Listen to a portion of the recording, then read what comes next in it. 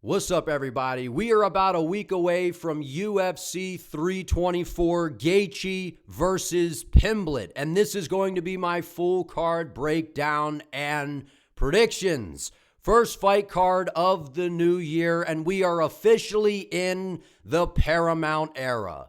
I'm very excited, man. This card is absolutely stacked from top to bottom, absolutely loaded. Now, we did suffer a massive blow, right? Kayla Harrison is injured, so hopefully she will heal up. Hopefully she'll be all right, man. So that fight between her and Amanda Nunes is no longer happening on this card. It sounds like it's something that they are going to look to rebook. So that's a devastating blow to this card, right? That was a massive fight. I was really looking forward to that. So that's unfortunate that that is not happening. But it's a good thing that the UFC stacked out this card, because in the main event, we have Justin Gaethje versus Paddy Pimblett for the interim lightweight title. Very, very fun matchup, right? And then now the co-main event is Sugar Sean O'Malley versus Song Yadong. This is a great fight in the bantamweight division, man. Really looking forward to this one here. And then we got Waldo Cortes-Acosta, Mr. Activity. He's becoming a superstar now. Waldo, he's being very active out here knocking people out. And he's going to be stepping in there with the knockout king, the beloved Derrick Lewis, who is a massive underdog coming into this fight against Waldo Cortes-Acosta. Always love a fun heavyweight fight between two absolute savages. And these two, that's one of my most anticipated fights on this card. And then we have Natalia Silva getting the biggest fight of her career against the legendary Thug Rose Namajunas. This is a very fun fight in WMMA. And then we have what is my favorite fight on this entire card, and that is Arnold Allen versus Jean Silva. Just an absolute banger, man. Bangers galore on this card. We got a lot of great matchups. We got Umar and Figgy. Excited to break this one down, man. So let's hop right into this thing with the very first fight of the night. We got Ty Miller versus Adam Fugitt. Adam Fugitt. This is an interesting one because Ty Miller is making his UFC debut, and I like what I have seen from Ty Miller, right? He's a 25-year-old guy, and normally when you see a 25-year-old fighter making their debut, there's these concerns of how poised are they going to be in their debut, or, are the lights going to be too bright? I just don't think that is something that is going to factor into this fight for Ty Miller, man. What he did on the Contender Series, and there's kind of this misconception where people think that just because someone didn't get a finish on the Contender Series, that like, oh, they're no good or something. Like, you could go on in the Contender Series and put on a masterclass, win a decision, and I'm going to be just as hyped about you as if you went out there and got a finish. Ty Miller is one of those guys, man. He was absolutely tagging Jimmy Drago on the feet, man. Lighting him up. Ripping combinations to the body, bringing shots upstairs, right? And he has a slick boxing game, man. Very, very slick. Very educated jab, very rangy from the outside, right? He's going to have a slight reach advantage in this matchup. He's, got a solid frame for this weight class. The one thing that I worry with Ty Miller is he's more of a volume-based fighter, right? He doesn't have a ton of pop in his hands, but he's got this slow, methodical approach to where he's kind of slow in the first round, and then he starts to really pick things up, fight behind the jab, build on his reads, and then he really starts to open up. Why I'm worried a little bit in this fight, though, is because Adam Fugitt has the UFC experience on his side. And it's not that Adam Fugitt is a world beater or anything, but there are those factors of when guys make their debuts, it doesn't always go according to plan. Sometimes the lights are too bright, and Adam Fugitt's a veteran, man. I know he's been up and down. I know he wins some, he loses some, right? And he just got blasted by Islam Dulatov and KO'd brutally, right? That was nasty. But at the end of the day, we've seen him pick up a few wins, man, right? He goes out there, he's able to take guys down, punish them on the floor, right? We saw him go out there and beat Josh Quinlan by decision. So we've seen that Fugitt can be well-rounded, but he's not that dangerous, man. And I think he's going to look to grapple heavy in this fight. And that's where I worry a little bit for Ty Miller is how good is his ground game? How good is his ground game? Because everything that I've seen coming up to this point, his takedown defense seems all right, but it is really about the striking of Ty Miller. And I'm going to trust Ty Miller here in his debut and come out here and win by a decision, or I could see even a late TKO stoppage. This guy starts slow. He's got that typical, methodical boxing approach, right? Gets the jab going, gets the footwork going, starts to build his reads, and then after the first round, you really start to see him kind of snowball and avalanche. So he's not this super explosive guy, but he's got really good cardio. He's durable. And he is a guy that loves to scrap, man, and I think he's going to go in there and perform very well when the lights are bright here in his debut. So I just worry a little bit about the ground game because I think Fugitt is going to look to test Ty Miller's ground game, but I think it holds up. I'm going to go Ty Miller in this one by decision. I think it's a very impressive performance where he puts the boxing on display, rips nasty combos to the body, brings the shots upstairs, and I think that the jab is going to be the money weapon in this fight, and it's just going to bust Adam Fugitt up and frustrate him for all 15 minutes. Give me Ty Miller to get this one done and make good on his debut here, man. I like Ty Miller a lot. I like his boxing. Next, we got Ricky Turcios versus Cameron Smotherman.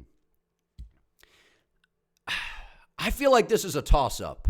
I really feel like this is a toss-up because I'm not high on either guy, right? And I kind of had, my hopes high for Cameron Smotherman, right? He comes into the UFC, right? He beat Jake Kavli, but prior to that, he was over in Fury, and, he's beaten some guys that I didn't think were very good, and he's on a 2-fight losing streak, right? Goes out there, loses Series City, but Series City's this long-rangey, tricky opponent, right? So I kind of give him a little bit of a pass there, considering that I think Series City would dot up Ricky Turcios. Then he goes out there and loses to Ricky Simone, so not off to a good start. You lost to one Ricky, or you're about to lose to another one, man.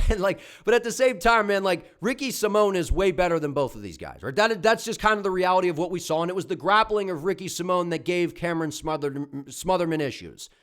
I don't think that Ricky Turcios is that good. I think he's wild. I think he's chaotic. I think he's a weirdo, right? But he's this ball of just kind of wild energy to where he's super unorthodox. I'm not saying he's Tony Ferguson, but it's that same kind of vibe where he switches stances. There's a lot coming at you. Nothing's really, that fast. Nothing's really that hard of a shot. Well, he does have some decent speed, but nothing has a ton of sting behind it. It's just kind of variety, elbows, knees in close. Does have a decent ground game, some solid submissions, but I don't know, man. He's on a 2-fight losing streak here, and I just haven't been impressed. Now, again, he ran into Raul Rosas, who's really, really good, and then he lost to Bernardo Sopai, so he's been fighting good competition, I wouldn't even say the better competition because Ricky Simone's pretty good, and he's got really good wrestling, and then Series City has the range, which frustrated Cameron Smotherman. I'm going to go Cameron Smotherman in this matchup, man, and I'm going to say that he wins this fight by a decision. I think that Ricky Turcios can definitely win this fight because of his, his awkward approach, and he just throws a lot out there, right? So I think that this is going to be a scenario to where when you look at the numbers, he outlands and outscores Cameron Smotherman in this fight. But I think Cameron's got more power, his boxing is better, and I think when he puts his foot on the gas and starts to walk down Ricky and starts to tag and counter him when Ricky's just trying to throw all this volume out there, I think that that's where Cameron Smotherman is going to win this fight. Land the more damaging shots, win on the scorecards. I'm going to say 29-28. I think Ricky Turcios takes a round in there, but like I said, Turcios is active, right? He throws a lot out there, just kind of spams a bunch of shots. He's tricky, right? It could be a little bit of a puzzle to solve, but I think Cameron Smotherman passes this test here, man. I just don't think Ricky is that good. I'm not that high on Smotherman either, but I like his boxing better than anything I see from Ricky Turcios. Evenly matched fight, I could see it going either way, but I'm going to go Cameron Smotherman here because of his boxing, and we've seen him struggle a little with the takedown defense. I don't think Ricky Turcios is going to cause Cameron Smotherman some problems there. But if Smotherman can't pull the trigger, I could definitely see Ricky winning this fight based on activity. But I'll go Smotherman here. Next, we got Josh Hokit versus Denzel Freeman. I think this is actually a trickier fight to pick than what people might originally think because it's very quick and easy to just go, Josh Hokit's going to win this fight.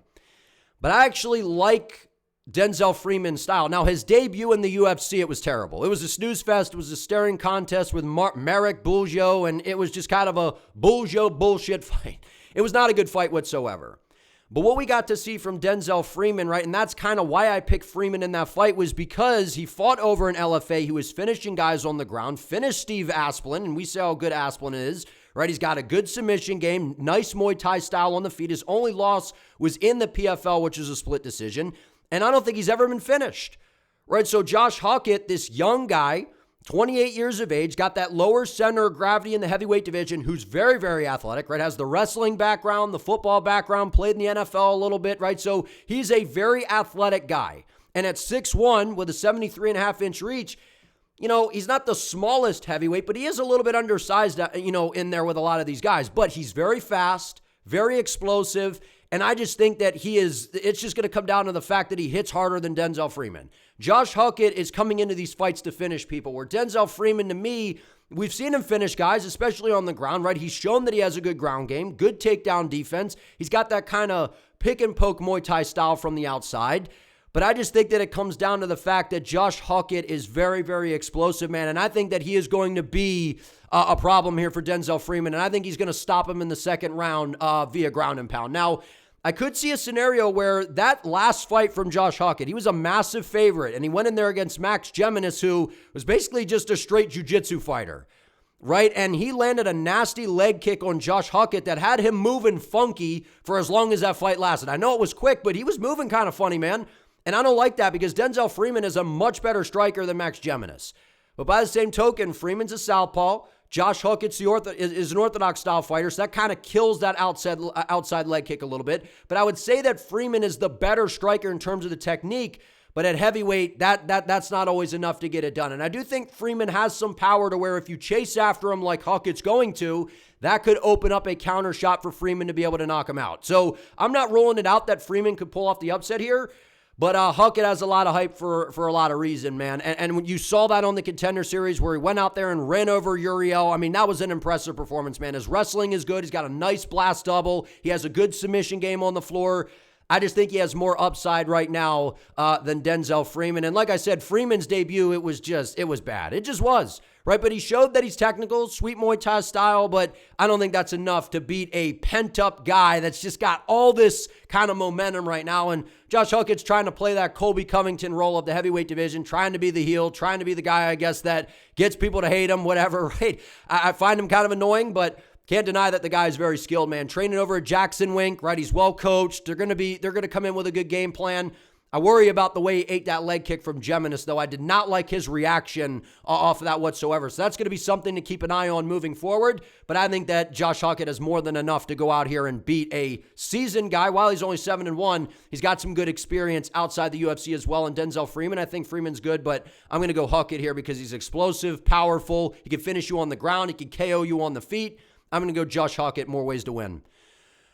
All right, next, we got a fun one here. We got Michael Johnson versus Alexander Hernandez. I've wrestled back and forth with this one, man. I've been thinking about this one. I've been watching a lot of tape for this one, trying to really nail down my decision. And maybe this is one that you overthink and kind of just end up making the wrong call. Because it's very easy to pick a Michael Johnson fight incorrectly. Because he's Mr. Inconsistent, right? He's liable to go out there and knock out the greatest fighter you've ever seen, and then he's liable to go out there and get knocked out by the worst fighter you've ever seen, right? That's just kind of the way that Michael Johnson operates. He's 39 years of age, almost 40 years of age, but the one thing that we have seen from Michael Johnson is that speed. It just ain't going nowhere, dog. It ain't going nowhere. This guy still has speed for days, man. He is lightning quick in there, and he is riding a 3-fight win streak. He's won 4 out of his last 5. Where he beat Darius Flowers, went out there and knocked out Ottoman Azaitar with a nasty right hook, man. That was devastating. And then he goes out there and, dominates Daniel Zellhuber, where not a lot of people saw that coming, if anybody. Right, he went out there and just stunned it on Daniel Zellhuber. It looked like a prime Michael Johnson. It was actually one of the best versions of MJ that we have ever seen.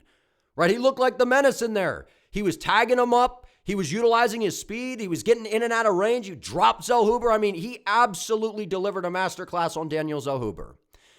He's a good southpaw striker, good footwork. That left hand is a laser beam. He's got devastating power, backed by really good speed, so that's a problem for anybody. What worries me in this fight for Michael Johnson is Alexander Hernandez, who a guy that I kind of wrote off. Right, and he was a guy that was on a losing skid, right? He, lost to Damon Jackson, the Cerrone loss, and it just felt like Hernandez had all this hype and just never quite lived up to it. But at 33 years of age, he is on a nice 4-fight win streak, right? He beat Austin Hubbard barely, goes out there, beats Kurt Holloway, who's not that great, right? Older in his career, knocked out Chase Hooper to where I think he was a big underdog coming into that fight, absolutely destroyed Chase Hooper. And then he just went out there and knocked out Diego Figueiredo, which I predicted him to do. And you see the last loss for Michael Johnson. He got starched by a big winging, clobbering right hand by Diego Figueiredo. That is the kryptonite of Michael Johnson. Big, powerful overhand rights and guys that can grapple and just put doubt in his mind when it comes to being taken down. And it kind of just makes Michael Johnson freeze a little bit. Alexander Hernandez has all the skills to be able to beat Michael Johnson in this fight. He's got power in his hands, throws good combinations from range. He can mix in the grappling.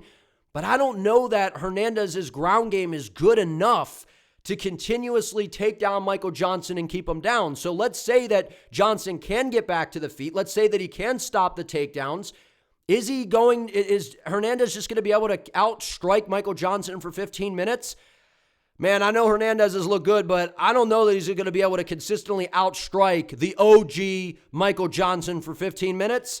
I'm going to pick Michael Johnson to win this fight, man. I'm going to say that he wins this fight by a decision. I could very much see Alexander Hernandez clipping him with a right hand, firing a head kick behind the right hand, utilizing good lateral movement, darting in and out, landing some good shots on Johnson, but Michael's fast, man. Michael's really, really fast. And what we've seen from Hernandez is he likes to weaponize that movement along the octagon side and pull guys into his shots. Johnson doesn't really chase. He doesn't really chase. He's fine sitting out at range, kind of, stepping in, throwing his combinations, man. He's got slick boxing. And I think he's a much better boxer than Hernandez. It's just the fact that Hernandez is more youthful, maybe a little bit more well-rounded, right? And yeah, he's on a 4-fight winning streak. But Hernandez is a little bit more technical than that big overhand right that Emmett throws and that big overhand right that Figueiredo throws. So I could definitely see Hernandez landing a shot because I do think he's very good and I think that he has very much improved his game. But I think Michael Johnson, man, he's just, I don't know. He kind of just has hit this second wind in his career and I like what I've seen. I like his power. I like his speed. I like his experience. And like I said, styles make fights. Hernandez likes to kind of play the matador role, and Johnson doesn't overextend and really chase a whole lot, right? And he's got the power to put anybody away. He's got the speed to deal with anybody. I don't know that Hernandez's ground game is good enough to deal with Johnson if it's not going his way on the feet. Give me Michael Johnson to win this one by decision, but I wouldn't be surprised if Hernandez ends up winning this one because he is very good as well. All right, next, we got Alex Perez versus Charles Johnson. I like this fight a lot. I like this fight a lot because at one point, Alex Perez was showing a lot of promise in the flyweight division. And out of his last 5 fights, it's been rough, man. I mean, it's been L's, right? But who's he losing to? Submitted by Pantoja 3.5 years ago. Loses to Momokayev, who I think just might be the best flyweight in the world. We need to get him back in the UFC. Goes out there and starches Mateos Nicolau. Loses to Tatsuro Taira. Taira takes his back, blows out his knee. And then is coming off of a sub-loss to Asu Almabayev to where he was winning the first 2 rounds, and Almabayev just had to pull a rabbit out of his ass and find a way to win, and he found a, submission. And it was very, very impressive by Asu Almabayev, and I feel like Shavkat Rakhmonov in his corner was kind of like, hey, man, go ahead and try that standing guillotine. We got to go ahead and try to lock something in. So it was a desperation move by Almabayev, and he pulled it off. So Perez has been in a lot of these fights, man. But he came off that injury, looked pretty good against Asu Almabayev, who's a grappler. And I feel like Charles Johnson, I've been saying it for a while, is one of the most underrated fighters in the UFC. Now, he's been hot and cold, right? It's kind of like sometimes Charles Johnson looks like a world beater, and other times it's like, what's he doing? But out of his past 5 fights, beats Jake Hadley, starches Joshua Van in round number 3. And I feel like if you run that back, Joshua Van probably wins the rematch. But, man, styles make fights. It's one of those things. And Charles Johnson, he's very fluent on the feet, one of the best strikers in this weight class, excellent speed. He's got almost a 5-inch reach advantage in this fight. He's a rangy guy in this weight class, lightning fast, cardio for days, right? Goes out there, beats Sumadarje, who's a very good southpaw striker. And okay, so he loses to Ramazan Tamirov, right, who's a well-rounded fighter and kind of one of the dark horses in this weight class. And then he goes out there and starches a super hyped-up prospect in Loder Kavanaugh, who's got really good striking as well. So if you're a good striker, Charles Johnson's had the answers for at least all these prospects.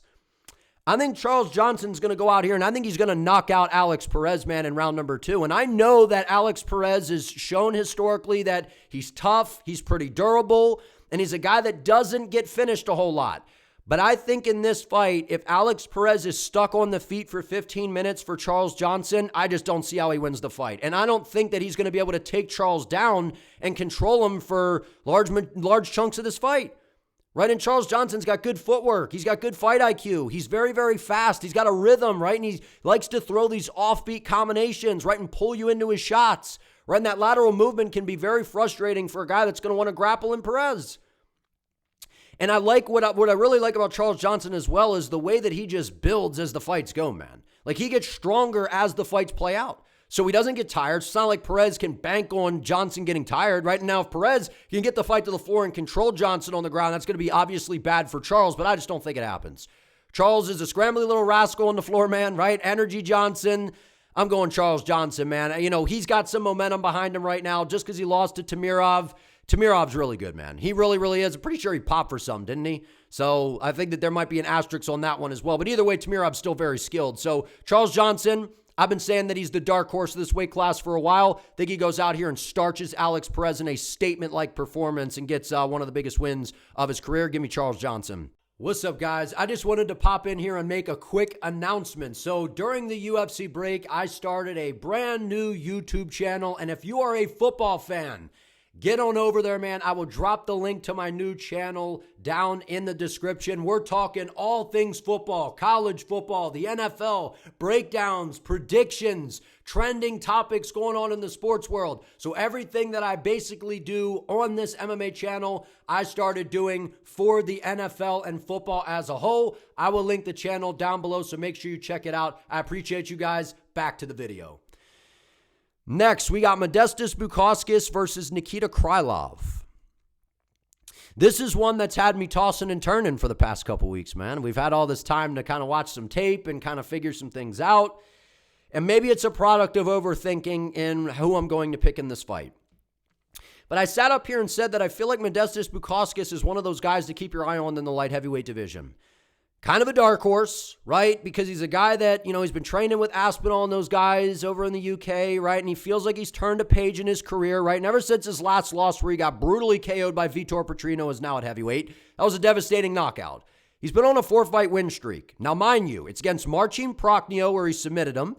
Goes out there, beats Rafael Figueiredo, who should have never been in the UFC and was literally a moving heavy bag for the UFC to feed to upcoming prospects that they're trying to build. Then he goes out there and beats Ion Cutelaba, and I picked Modestas. I thought he lost this fight. I thought Cutelaba won this fight, and what did Cutelaba do? He mixed things up really well. Goes out there, beats Paul Craig, but who's not beating Paul Craig at this point? Paul Craig just retired. Nikita Krylov, the biggest concern I have for him in this fight is, he's 33 years of age, but he looks like he's about 50.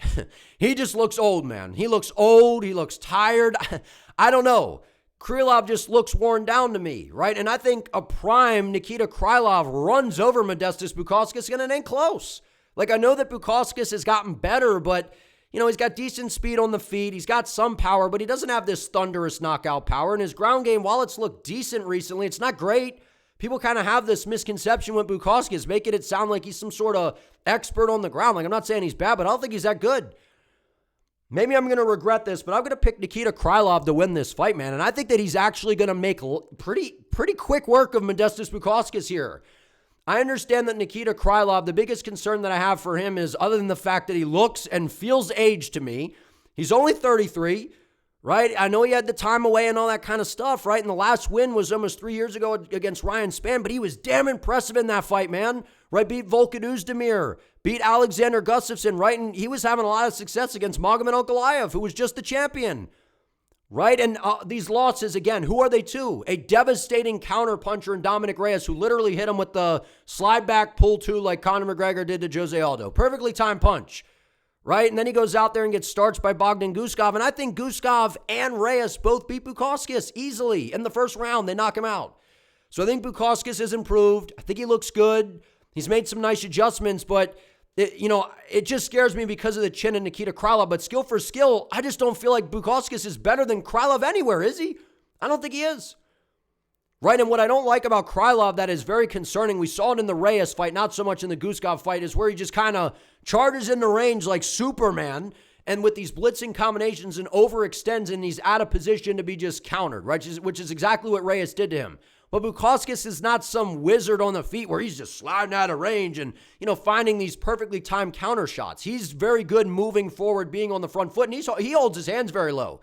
Bukauskas gets a little wild on the feet, man, gets a little careless with his defense, and I think Nikita Krylov is better on the feet.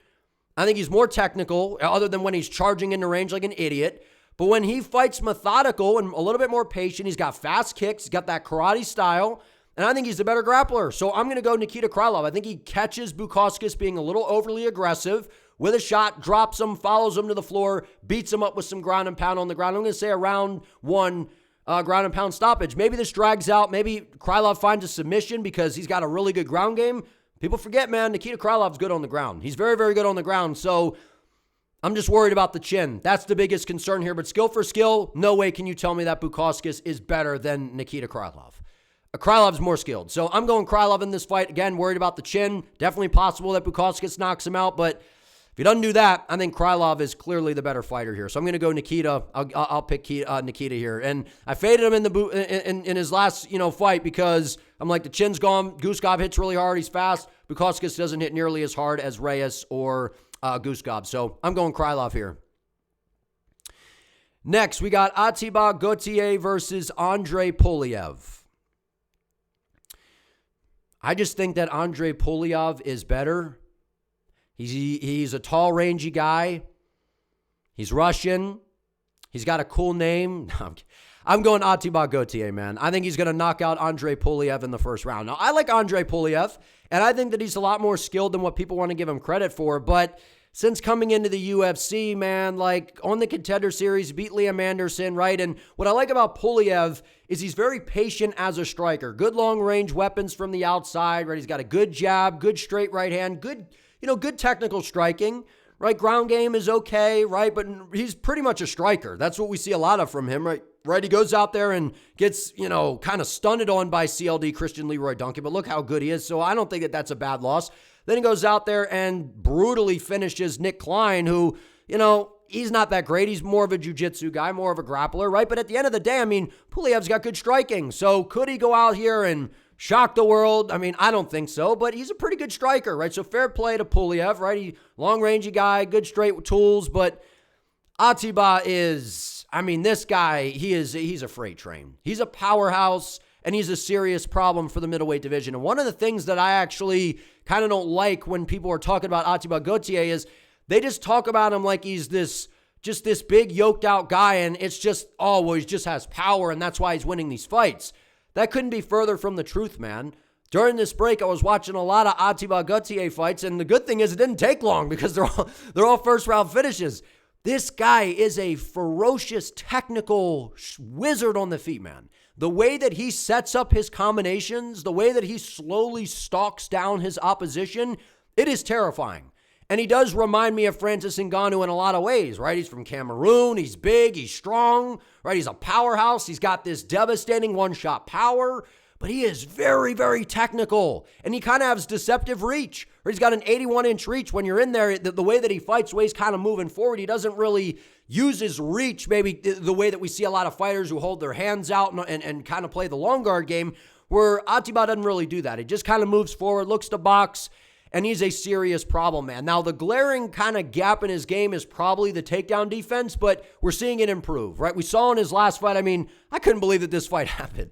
Tristan Vines, shout out to him for taking the fight, but that was a complete mismatch. Like, Vines was way, way, way, way outmatched in this fight, but he tried to take down Gautier, and Ateba just threw him off. He digs for his overhooks, gets his underhooks, throws people off of him, man. He's very physically strong, and he's starting to get better with the takedown defense because he knows guys are going to try to take him down. Just brutally finished Robert Valentin, walked his ass down, got him out of there, and beat Jose Medina, a guy that's known for having a really good chin, and that star chin KO on the Contender Series that got him the contract. He's terrifying. He's very, very dangerous. He's a powerhouse. I understand all the comparisons to Ngannou. I agree. But don't take away from this guy's tactical skill set, man. He is a high IQ fighter in there. He's a very high-level striker. The way that he patiently moves forward, cuts his opponents off, backs them up against the fence, sets up his shots. He's got a sneaky fast head kick, man. Off the lead leg, he's got fast kicks, right? But his boxing, it is devastating. Those uppercuts, the way he rips to the body, brings the shots upstairs. He is a devastating power puncher with a very high fight IQ when it comes to the striking. And this guy's only almost 24 years of age, man. So he's getting better every single time out. I like Pulyaev. I think he's a good fighter, but he's going to be in survival mode from the minute this fight begins. I think he's going to be on his bike, trying to stick and move, blast leg kicks from range, and it's just going to be a matter of time until Ateba lands a big shot on him. I'm going Gautier by first round knockout. Maybe Pulyaev makes it through the first round. Maybe we get to the second, but I don't think so. Ateba's too good, man. And like I said, a much more high-level striker than what a lot of people want to give him credit for. Yes, he's a powerhouse, but he's got a lot of method to his madness. I like what I'm seeing from Ateba. Patient, stalks his opposition. Guy's devastating, man. First round knockout. Next, we got some big names here. We got Umar Nurmagomedov versus Deiveson Figueiredo. I don't got a lengthy breakdown for you on this one. I'm going Umar Nurmagomedov. Now, this might surprise you, But I think that he's going to sub Deiveson Figueiredo in this fight. And I'm going a round 3 sub by Umar Nurmagomedov. Now, don't forget that Brandon Moreno, before you go, whoa, Deiveson Figueiredo getting submitted, getting finished. What? Brandon Moreno submitted Deiveson Figueiredo many moons ago. And Deiveson Figueiredo is 38 years of age. Yes, he's powerful. Yes, he's explosive. And yes, he went out there and beat Montel Jackson. And Montel Jackson prefers to be in staring contests and doesn't really open up. And I get all those things. And Figgy's looked pretty good at bantamweight.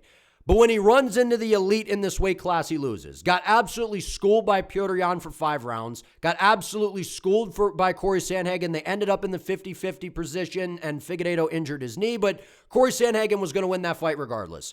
Umar Nurmagomedov is the most well-rounded, probably the most well-rounded fighter in the bantamweight division, at least one of them. I mean, we just saw Yan put on a masterclass against Merab. I mean, when it comes to literally able to do it all, Yan can do everything. Umar can do everything. I mean, the bantamweight division's loaded with talent.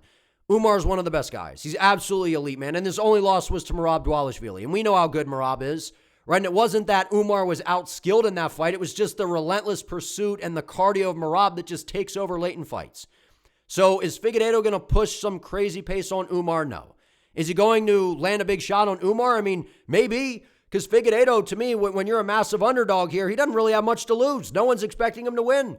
So maybe he throws caution to the wind. And we saw in that Mario Bautista fight, we saw Bautista throw a nasty knee and catch Umar. Right? He started to try to set up that high kick because Umar has this habit when he's in a southpaw stance of slipping his head off to the side. And I could see Figueiredo timing that and landing a big shot. So I wouldn't rule it out that he catches Umar with something. Now, is it likely? No. I don't think it's likely, but I'm just saying that is something that concerns me that I noticed a lot in the Mario fight. When you start to back him up, he kind of tilts this way, and I can see Figueiredo setting something up because Figueiredo's been around the block, man. He's been around for a long time. He's been in there with some of the best flyweights in the world. He's been in there with some really good bantamweights. But the reality is, Figgy's 38. I know his ground game's pretty good. He's got good jiu-jitsu. We've seen him kind of resort to taking guys down, controlling them on the floor. He's definitely not doing that to Umar. He's not a better striker than Umar. Could you say that he has more power than Umar?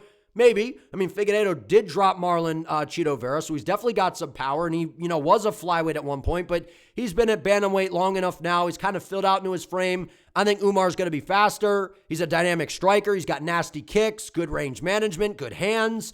I just worry a little bit about the boxing defense of Umar at times, man. So he definitely should win this fight. I think he definitely wins this fight. Maybe he wins it by decision, but I'm going to say that he's able to control Figueiredo on the floor, man. And I think that Umar's got a point to prove in this fight. Given the state of the bantamweight division, if he could go out there now that Yan is the champ, who knows if it's going to be Yan against Merab for the trilogy, if maybe O'Malley could get a win if he gets the shot. But I feel like if Umar goes out here and subs Deiveson Figueiredo or finishes him, that would be a statement-like performance that would look really good to the UFC to possibly get him in there for another title shot. So I'm going to say that Umar Nurmagomedov goes out here, puts the fight IQ on display, outstrikes him, outlands him on the feet, tags him up with kicks from range, those front kicks, the question mark kicks, outboxes him, and then mixes it together with the takedowns, gets his trips, takes him down, controls him, and then eventually just wears Figgy down. You're going to see Figgy looking tired, looking just like, oh man, is this thing ever going to end? And then you're going to see Umar Nurmagomedov take the back and lock in a rear naked choke. I'm going Umar Nurmagomedov by round 3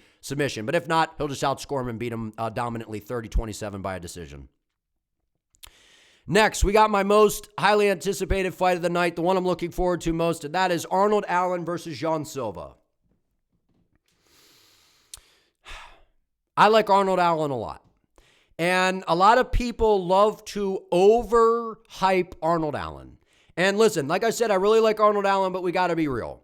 Arnold Allen is not the most active fighter in the world. The last time we saw him fight was a year and a half ago. And Arnold Allen kind of has these issues where he just busts his hands up, man. He busts his hands up, right? When he takes these shots, he wears damage, right? Which is never a great sign when you're going in there to a devastating power puncher that has really good speed and is very creative in Jean Silva. Now, I like Arnold Allen a lot. He's got really good footwork, really good movement, nice combinations, very, very technical, well-rounded.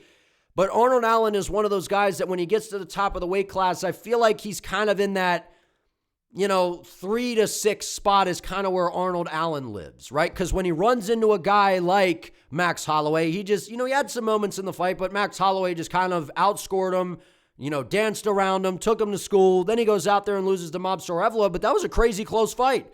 That was a really, really close fight. That was very entertaining, right? But at the end of the day, Arnold Allen doesn't have this granite chin, man. Like, I know that he's this guy that is kind of known for being durable. He's not someone that really gets finished, all that kind of stuff. But he gets stunned. He gets rocked. And I think that Jean Silva just might be the hardest hitting guy that he's ever been in there with, man. So I got to go Jean Silva in this fight. And I'm going to say that he knocks out Arnold Allen in the second round. And I know that Jean Silva's coming off of a loss to Diego Lopez. And yes, Diego Lopez is about to fight Volk for the belt. Jean Silva was tagging Diego Lopez with massive flamethrower-like shots, man. Missiles. That if he lands on anyone else in this division, I think he's knocking them all out. Like, Jean Silva just might be the hardest hitter in this weight class. And Diego Lopez has probably the best chin in this weight class. And Jean Silva got overzealous, right? The clock was kind of winding down. Diego Lopez throws that creative, whatever he did. And Jean Silva almost tried to match, trying to be creative there and tried to throw his own spinning elbow. And the next thing you know, he walks recklessly into range and gets dropped and brutally finished by Diego Lopez with a nasty spinning elbow. If Jean Silva doesn't get overzealous in that fight, I'm not so sure that Diego wins. Maybe he does.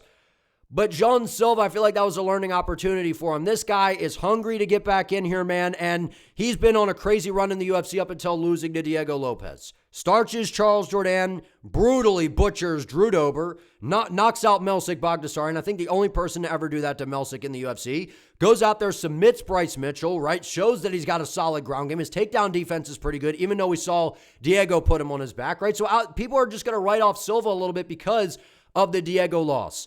Arnold Allen's very skilled. He's very, very good, but I think that he's a little bit overrated. I think he's a little overrated, man. He moves well. He's got good footwork. He's got good combinations. He doesn't have enough power, in my opinion, and I don't think his ground game is good enough to trouble Jean Silva. Jean Silva's very creative, man. He's got that long, wide-bladed karate boxing stance, right? He's got legit power in that right hand. He's very, very creative. He's got nasty front kicks that he throws up the middle. He's very awkward, right? He's kind of taunting at you, waving his hands all over the place. I don't know how much of that we see in this fight. I think he's going to be more locked in, more laser focused, and I think he goes out there and knocks out Arnold Allen in round 2. We saw Mobstar wobble Arnold Allen, man. And I like Mobstar. I think he's a very good fighter. He doesn't hit nearly as hard as Jean Silva, and he's not nearly as good of a striker as Jean Silva. So I think Silva knocks him out in round 2. If not, he beats him up, wins on damage, and wins a decision.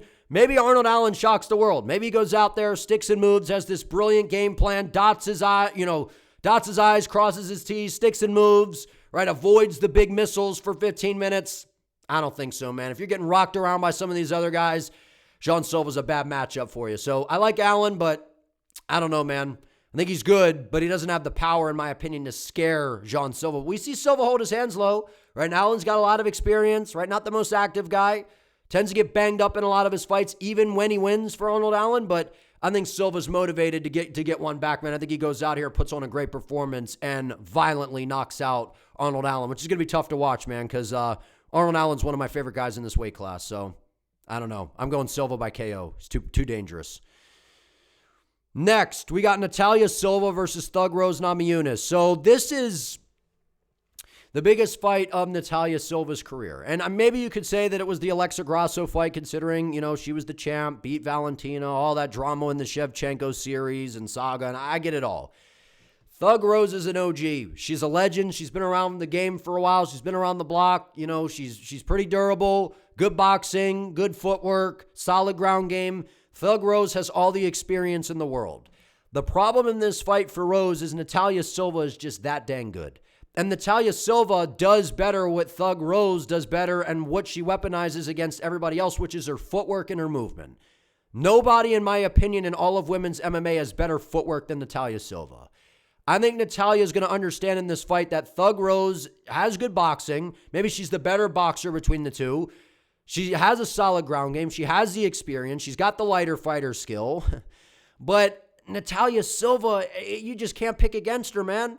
Her striking is so good. Her timing, her speed, her kicks are lightning fast. And I feel like if Thug Rose can't get her down and control her on the floor, which I don't think she will, then I just think she's getting outscored on the feet, man. Silva is lightning fast. She's lightning fast, and we see these performances where Thug Rose just kind of has these staring contests where she's kind of moving around, doing all this stuff, kind of feinting, combinations, but not really doing a whole lot. I know that Rose has been in there with some grapplers, right? And in her last 5, lost to Manon Fiorot, who's very, very dangerous, right? Beat Amanda Hebos, beat Tracy Cortez, right? Lost to Erin Blanchfield, who's a grappler, and she's coming off of a nice win over Miranda Maverick, who's a grappler.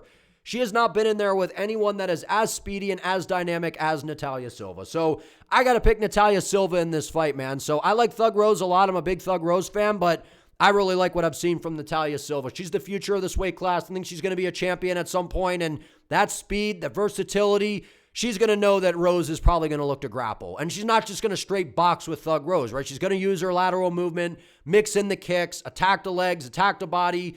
And Thug Rose is going to have to be on high alert for some of those dynamic, flashy taekwondo, karate-like kicks and techniques that we see from Natalia Silva. She's got fast hands as well. Her takedown defense seems to be pretty good. I just don't think Rose, while she's got a good ground game, I don't think it's good enough to be able to really handle Silva in that department. I think on the feet, as good as Rose is, I think she's outgunned compared to Natalia Silva, who's got a full tool bag to work with. Give me the young fighter here, the 28-year-old Natalia Silva, who's just, I think, is a future champion, man. She's legit. I like watching her fight, very dynamic. Give me Natalia Silva to get it done. Next, we got Waldo Cortes-Acosta versus Derrick Lewis. I'm a big Derrick Lewis fan. And I've went back and forth on this because Derrick Lewis is a massive underdog coming into this fight. And whenever that happens, Derrick Lewis usually wins those fights. That's how it goes. But what we've seen from Derrick Lewis is the guys that he loses to are usually the better guys in the weight class, right? So he gets subbed by Sergey Spivak, knocks out Marcos Rogerio de Lima, where he pulled out his inner Jorge Masvidal, hit him with the flying knee at the start of the fight, which was crazy. Right, goes out there, just gets laid on. Almeida lays on him for 25 minutes. What a disgrace Jailton Almeida is. I wish the UFC would cut him, but what a disgrace he is. Laid on Derrick Lewis for 25 minutes in Brazil and was reading him bedtime stories. Was out there, knocks out Rodrigo Nascimento, who was just never good, and then goes out there and beats Talison Teixeira, who's a hyped up, super tall, dangerous guy, right? Knocks him out. It was a bad stoppage, but either way, it was a great performance by Derrick Lewis. But when Derrick Lewis fights these better, faster, younger fighters that have experience in the UFC, he loses. He just does. And I would love to, dude, I'm rooting for Derrick Lewis in this fight. I want to see him, I want the full experience from Derrick Lewis. I want him to knock out Waldo. I want him to moon the crowd. I want him to walk out to, that Tops Drop song. Trunks keep popping, tops keep dropping down on Houston. Tops drop. And I want it all, man. I think those are the lyrics, but I like the song either way, man. Fat Pat, you know what time it is, but I want the experience, but it ain't happening. I'm sorry, it's not happening. I hope it happens, but it's not happening. Waldo Cortes-Acosta, he's a smart fighter. He knows that Derrick Lewis likes to play these cat and mouse games in there. He likes to play possum and, my stomach, man, I got to take a shit. He covers up his stomach, my eye, my shoulder, and you're like, something's happening. So you try to close the distance and Lewis tags you, right? Derrick Lewis gets a phone call in the middle of the fight or before the fight from Trump that says, you got to knock this Russian guy out, whatever he said in the Volkov fight and all those kinds of things, right? Lewis is fun. I don't know. Maybe he's got a trick up his sleeve in this fight, but he's going to need it because Waldo Cortes-Acosta is for real. He is. He's been very, very active, and over his past 5 fights, the only loss was a decision loss to Sergey Pavlovich, who smoked Derrick Lewis. Right? And I picked Sergey in this fight because he's a much better, he's a better boxer. He's super dangerous. He's the fridge, right? But he starches Ryan Spann, which is very impressive. Beats Sergey Spivak. That was a really close fight. Goes out there, starches Ante Dalia after getting brutally eye-poked, comes back in, shows just the savage that he is and knocks him out, and then flies across the world on 2-day notice and knocks out the number 1 pound-for-pound fighter in the sport in Shamil Gaziev. And I got to be honest, man. I like Waldo, but I don't like him. I haven't forgiven him for emoting on Andrey Arlovsky the way he did. I thought that was wildly disrespectful. And to go out there and knock out Shamil Gaziev like that, like you got in the way of the Gautiev title run. And I have a hard time forgiving that, man. I'm kidding. I like Waldo, man.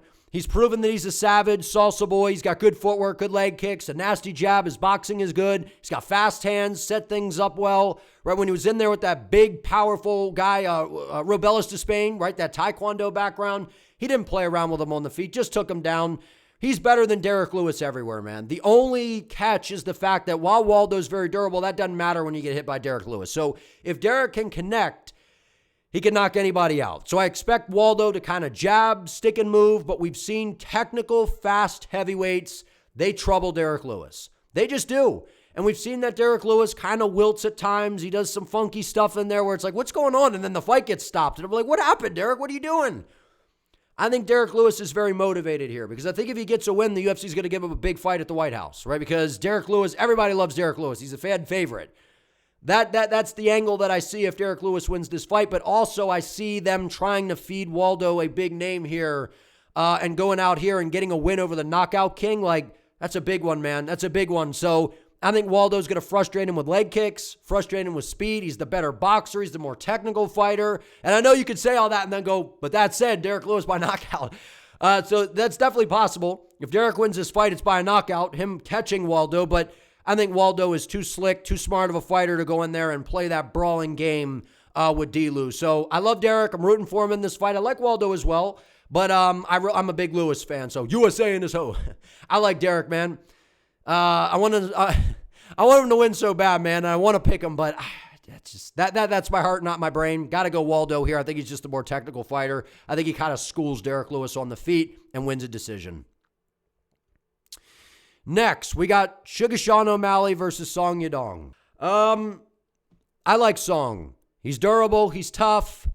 28 years of age. He's been fighting for a really long time, right? Trains over at Team Alpha Male. He's got solid wrestling, power in his hands, good boxing, good footwork, tends to get overly aggressive at times, and he had a pretty good performance against Henry Cejudo, right? There was the eye poke, right? So there's the asterisk there, but Henry Cejudo was looking pretty good in that fight. He was landing a lot of good shots on Song, right? And this is only a 15-minute fight to work with here. So it's not 25, it's 15. And Sean O'Malley's a tough guy to beat in a 15-minute fight because Sean O'Malley, as the fights play out over the course of 25 minutes, if you make him expend a lot of energy, especially if you mix in the grappling, that's where we could see Sean run into a little bit of issues. But typically, we've seen his cardio actually be pretty good in those 25-minute fights because in the rematch, or in the first fight with Merab, he started to put it on him late, hurt him to the body. Then goes out there in the undeserved rematch, gets, just embarrassed, ran over by Merab. And I think Song is very capable of winning this fight, actually, because he's got the wrestling, he's got power in his hands, right? And if you look at his last five, right, got stopped by Corey Sandhagen, that nasty elbow, right, the cut that stopped it, knocked out Ricky Simone, beat Chris Gutierrez, loses to Petr Yan. Yan just put on a masterclass there. But again, 3-round fights, anything's possible, man, because Song is he's got power, and you got to be very, very careful of the power. But I think Sean O'Malley is going to win this fight by a decision. And if Song gets overly aggressive, I could see Sean O'Malley sniping him with a right hand down the middle.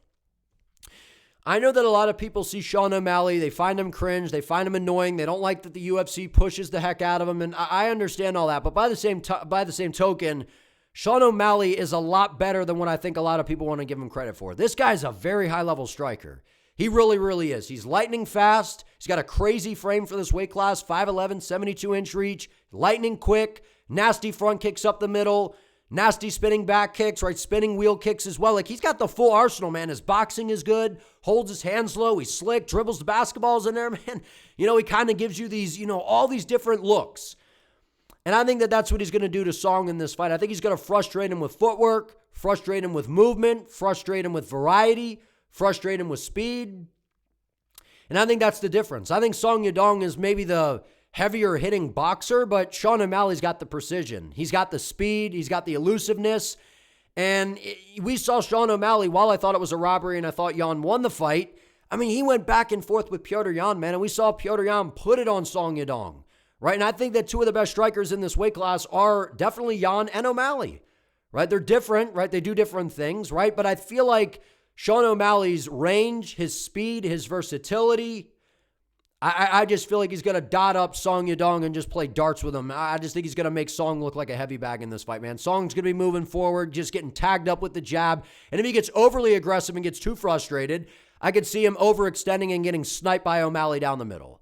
But I don't know that that happens. I think O'Malley just outscores him, outstrikes him, puts on a very nice striking showcase. Now, if Song Yadong, who's shown that he's got pretty solid wrestling, if he comes in with a smart game plan, takes down Sean O'Malley and is able to control him on the floor, then he could win the fight that way. But if he comes in here and just looks to be entertaining and strike with Sean, I just think he's getting outscored. I think he's getting dotted up on the feet. But we've also seen that O'Malley, I know that Merab was able to take him down, but that's Merab, right? Yan was able to take down O'Malley, and I think Yan is a much better grappler than Song, and O'Malley got right back up.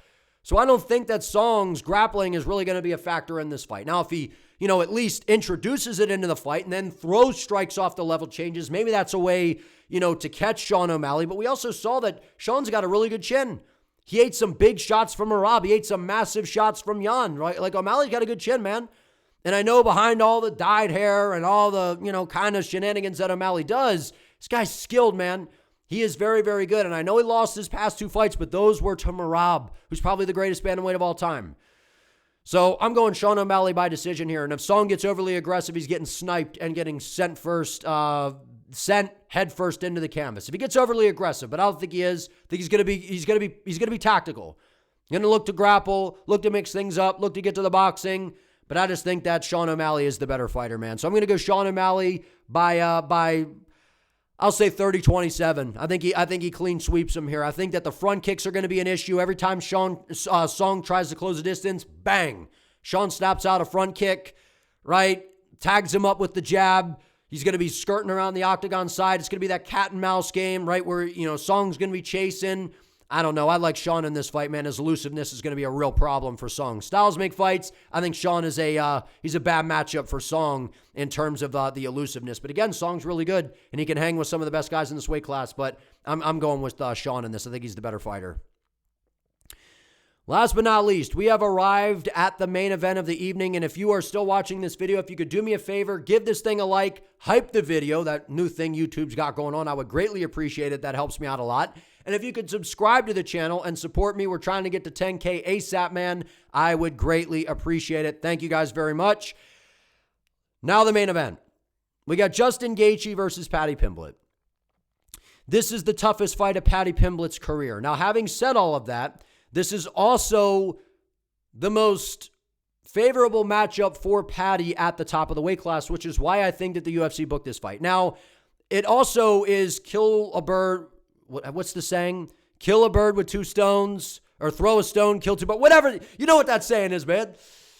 That is what the UFC is doing here. Justin Gaethje wanted a title shot, or I'm going to retire, right? He kind of was like, give me a title shot or I retire. So the UFC says, fine, we'll give you a title shot. But it also works out in the fact that, well, Justin Gaethje is the best stylistic matchup for Paddy at the top of the weight class. Like, do we think Paddy beats Charles? Probably not. Does he beat Max Holloway? Probably not. Does he beat Arman? No. Does he beat Ilya? No. At least I don't think so. So they want to get Paddy to the Ilya fight. That is the big money fight that the UFC is looking to book in this weight class. So they give him Justin Gaethje. So that's why I think that this fight was booked. And I think it's a great fight. Puts Paddy in the limelight. Come out here, win an interim, lightweight title, right? Ilya Topuria stepping away. He's got some things going on, right? So the winner of this, Dana said, is going to fight Ilya Topuria. So that's why we have the interim title. I just think that this comes down to the fact that Paddy Pimblett has a much better ground game than Justin Gaethje. And I think that he's going to submit Gaethje in round number 3. Now, I will say this. We've seen throughout Paddy's career, he's had some issues with some guys on the feet, right? He submitted Jordan Levitt, which that's actually a really good win because Jordan Levitt's good on the ground. I thought he lost this fight to Jared Gordon. And Jared Gordon's boxing was a problem for Paddy in this fight, or in that fight. Now, Paddy Pimblett, that was 3 years ago. I think he's gotten much better since that fight. Beat Tony Ferguson, but again, not the greatest of performances, right? That was a wash Tony Ferguson, right? Goes out there, submits Bobby Green. Bobby Green dives headfirst into a submission, basically, right? And then this performance against Chandler, I picked him to sub Chandler, and I thought it would be competitive. This fight was not competitive whatsoever. He absolutely bullied and dominated Michael Chandler, butchered him. It was very impressive. Very, very impressive. Chandler's dangerous. He's very explosive. A lot of people thought Chandler was going to KO Pimblett. I think Gaethje's the hardest fight Pimblett has had, but Gaethje's also almost 38 years of age. He's taken a ton of damage throughout his career. He's gotten banged up in a lot of his fights. He's this guy that tries to go out there, be a showman, be super entertaining. I mean, I think Gaethje's gotten like literally a bonus in every single fight, man. Like Gaethje is one of the most violent and entertaining fighters of all time. And the one thing about Gaethje, he is dangerous at all times. And the only two guys that have really given him problems on the ground are two basically all-time greats. The most prolific finisher of all time in the history of the sport in Charles Oliveira. He knocked down Gaethje with a nasty right hand and then subbed him. The only other guy to submit Gaethje was Khabib Nurmagomedov. So people that think that Paddy's just going to run over Justin Gaethje, like maybe he does, but I think he's going to have to work for it. Because I don't think Paddy is on the level anywhere close to Khabib, or maybe a little bit closer to a Charles than he is to a Khabib. But I mean, I've been impressed with Paddy's ground game. I think his jiu-jitsu is really high level. I think it's really good. The problem is his wrestling is not that good, right? So him closing the distance on Justin's going to be a problem. And Khabib, it took him a while to close the distance on Gaethje, man. And Charles had to sting Gaethje to be able to get a hold of him, right? And gain his respect right at the start of the fight by landing another massive right hand on him, right? So if you're just kind of running around and on the outside and looking to close the distance on Gaethje, it's not the easiest thing to do, man. It just isn't. And if you shoot blind takedowns, Gaethje he'll get right into that collar tie, right into that clinch, man, and he'll start launching those vicious uppercuts in close. So Paddy's got to be very careful. And those nasty leg kicks that Gaethje throws, they're fast, they're devastating, and it only takes a few to get you limping and get you moving funky. So I think Paddy's really going to have to work for this, man. But it comes down to the fact that Gaethje's taken so much damage, man. He has taken so much damage. And while I don't think Paddy is a good striker, and I know people, Paddy's striking's getting much better, I still don't think it's good. I think it's gotten a little bit better, but he looks like a scarecrow. It looks muscled. It looks uncomfortable. It looks forced. It's like someone's like making him do it. I don't know. It just looks forced. It doesn't have any rhythm to it. It looks muscled, but the bottom line is it works. It does. And I think that the way that Gaethje dips his head, moves his head all over the place. We saw Pimblett land some nasty knees on the shorter opponent in Michael Chandler. Paddy's a big guy for this weight class, man. And I know that Gaethje's taller than Chandler, right? He's a little bit taller here than Paddy, but Gaethje dips his levels, man, and rolls his head underneath like he's in a boxing match. And I think that's going to be a perfect opportunity for Pimblett to land those elbows in close and those knees whenever Gaethje dips his head. But Pimblett's got to be very careful, man. He sticks that chin up in the air. It's waiting to be tagged. And Trevor Whitman's a very smart coach. They're going to be working on the boxing, and one of the problems with Gaethje, he fights so wild in the first round, man. And then it takes him over swinging to get back to the stool where Trevor Whitman goes, slow down, right? And then he slows down and he comes out and fights a little bit more technical. But we've seen a more patient, tactical Gaethje these days. And maybe that makes it tougher for Pimblett to close the distance. But Paddy does have some good kicks. Front kicks from range, leg kicks from the outside. We saw Chandler really hurt the legal leg of Gaethje with those leg kicks. So I think Paddy, man, he comes in with good game plans. He's going to front kick from the outside, bang leg kicks from range.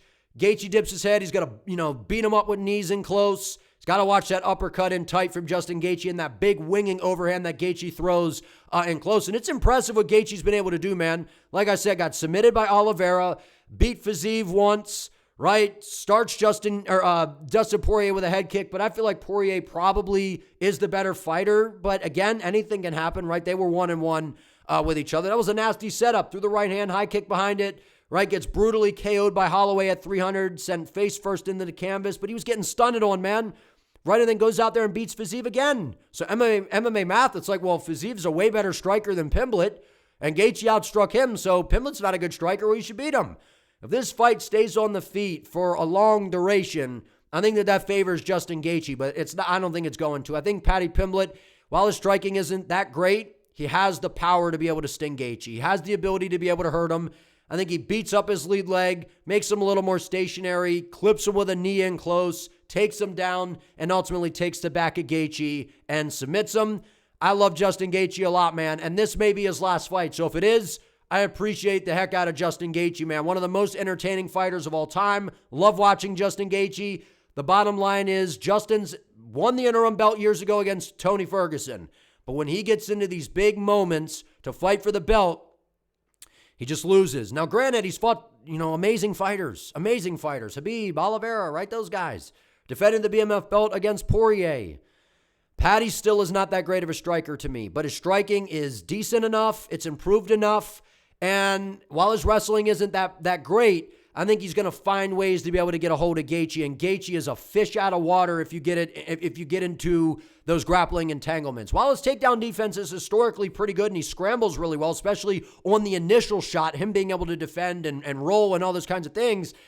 But Paddy's not a wrestler. He's got a grappling, jiu-jitsu-based game. So when he gets a hold of you, he's not looking to shoot some crazy blast double, man. He's trying to grab a limb. He's trying to get you in these entanglements. And I think if he does that with Gaethje, it's going to be a problem for Justin, man. So I'm not writing off Gaethje, though. I know a lot of people are. I'm not doing that at all. The Gaethje disrespect is crazy, man, because if he puts his hands on Paddy Pimblett, I think he could definitely put him away. I know Scousers don't get knocked out. The fuck you talking about, lad? Pimblett, you better watch yourself, man. You better tuck that chin, because if Gaethje lands a big shot in close, I think Gaethje can definitely knock him out, but I don't think it happens. I think that this is going to be fun. It's going to be action-packed. Paddy is durable. He can eat some shots, can take some damage. You don't want to get into a damage fest with Justin Gaethje. So I don't think he does. I think he fights tactical, pulls him into a knee, drops him, takes his back, gets into an entanglement on the floor, and is able to submit him in round number 3 with a rear naked choke. And then Paddy Pimblett becomes the interim lightweight title, and then the UFC gets their wish, and they book Ilya versus Paddy, which it'll have even more hype on it if Paddy could go out there and finish an OG and a legend like Justin Gaethje. Scousers don't get knocked out. Not one of yous to do nothing, lad. I like Paddy, man. I rip on his striking a little bit, but he's a very good fighter. His ground game's really good. So if you guys enjoyed this video, do me a favor, give it a like, hype the video. I would greatly appreciate it. And if you could subscribe, I would greatly appreciate it. It helps me out a ton on the road to 10K subscribers, man. So I appreciate you guys. I'll see you in the next one.